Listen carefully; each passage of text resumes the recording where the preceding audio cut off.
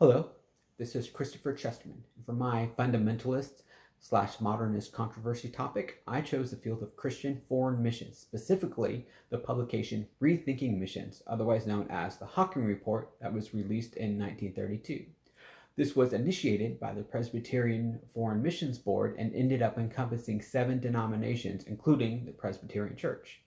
Each denomination sent 5 representatives to be a part of this committee, and they ended up becoming a completely separate entity in order to avoid the pitfalls of doctrinal disputes or arguments over practice and policies, all the little things that the general public doesn't usually care about.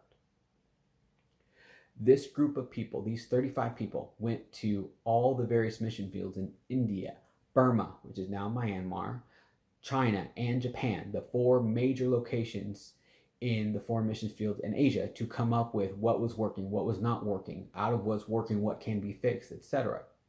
And they drafted a full report. The book that was published is over 300 pages. And the conclusions came that missionaries were not trained well. They needed to focus more on providing for the needs of the people and to understand the people they are working with, and especially to interact with local agencies. Just because they're foreign or they believe in something different other than Christianity doesn't mean you can't work with them in order to build trust and build relationships and to eventually spread the gospel. And the final conclusion was that missionaries need to focus more on providing for those things than simply preaching. This was hard to hear because there were a lot of attacks on fundamentalist beliefs through new theories of evolution, through other practices and scientific ideas that were coming through. And this felt like a very strong attack against the church to many very conservative people. But this was also echoed by a Chinese missionary, Pearl S. Buck, who wrote an award-winning novel called The Good Earth. And she was raised as a missionary. And at first, she started out as a conservative Christian raised in a Christian household, but she became disillusioned with Christianity because of how women were treated, because of how local populations were treated, and what happened to people after these interactions. She did not think they were treated well. So she was very disillusioned by that, and she got more disillusioned later on in life as people kept telling her that she was wrong. And it's very easy to claim that she lost her faith, but who are we to judge? And the reason I say that is she was a very prominent figure in this. There was even going to be a hearing about her having a heresy trial, but she resigned from the mission board before that trial happened. I personally think it's because she wanted to avoid the conflict taking away from more important work in the mission field, because she never denounced missions field itself, only the approaches that were being taken.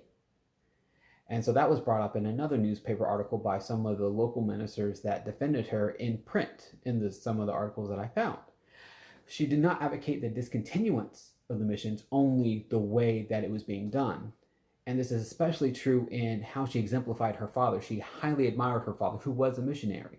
He had all the conservative Christian values, and he interacted with all these people in a certain way.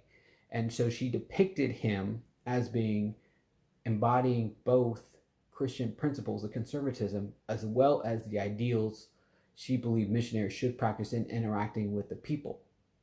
So I think later in life, she just could not bring together what Christianity claimed to represent and what it actually was.